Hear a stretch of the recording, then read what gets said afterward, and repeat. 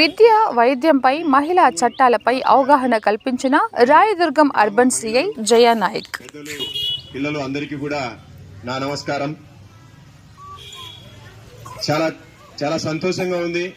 మన కెంచానపల్లి గ్రామంకి వచ్చి మన విద్య గురించి మాట్లాడుకుంటామని ఎప్పుడు అనుకోలేదు. ఏదేమైనప్పటికీ కూడా ఇప్పుడు కంప్యూటర్ యుగంలో చాలా ముందున్నారు అందరూ.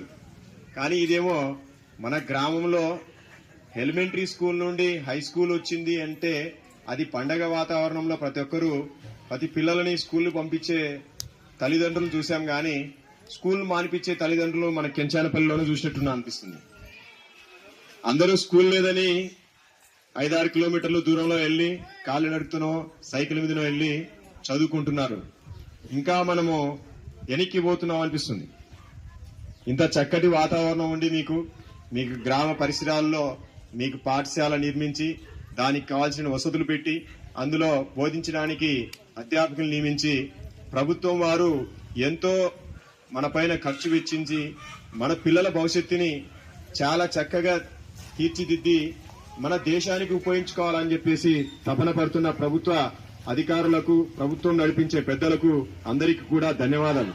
కాకపోతే మనం రాయదుర్గ మండల పరిధిలో ఉండి ఇది మన కెంచానపల్లి గ్రామంలోనే కాదు, అక్కడక్కడ చిన్న చిన్న పల్లెల్లో కూడా ఉంటుంది.